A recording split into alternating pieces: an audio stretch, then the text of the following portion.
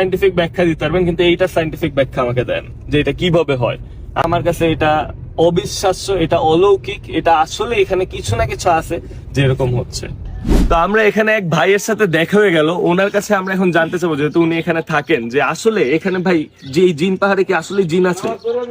জিন পাহাড় যেহেতু নামের উৎপত্তি হয়েছে, এখানে অবশ্যই জিন আছে। আর এই পাহাড়টা আমি যতটুকু শুনেছি, আমার নবী রাসূল নবীজি উনি এখানে জিনদের সাথে অবস্থান করেছে, ঠিক আছে।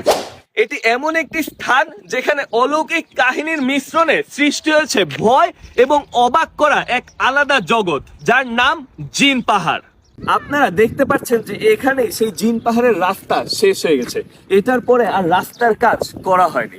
এটার একটা বিশাল বড় রিজন রয়েছে, যে রিজনটা হলো এখানের গভর্নমেন্ট আসলে এখানের রাস্তাটা আরো বড় করতে চেয়েছিল। মদিনার থেকে এই পুরো শেষ মাথা পর্যন্ত গভর্নমেন্ট পাকা রাস্তা করতে চেয়েছিল, কিন্তু তখন যে শ্রমিকরা এখানে কাজ করতে আসতো তারা জানায় যে তারা যখন তাদের সরঞ্জাম এবং যেই গাড়িতে তাদের সরঞ্জাম রাখতো, এগুলো নাকি মদিনার দিকে হাঁটা শুরু করে যেত। তারা রাতের বেলায় যখন তাদের গাড়ি অথবা সরঞ্জাম রেখে যেত, সবকিছু নাকি মদিনার দিকে গড়ায় চলে যেত।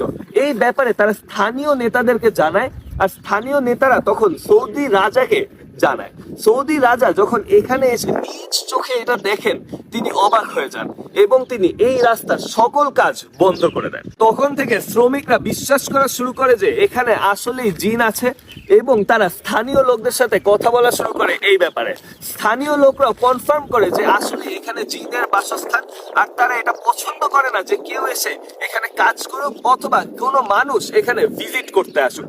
আর তাই তখন থেকে এখন পর্যন্ত এই রাস্তার কাজ আর কখনোই ধরা হয়নি। নীরব জায়গা, সেখানে জিনদের অবস্থানটা প্রচুর পরিমাণে বেশি।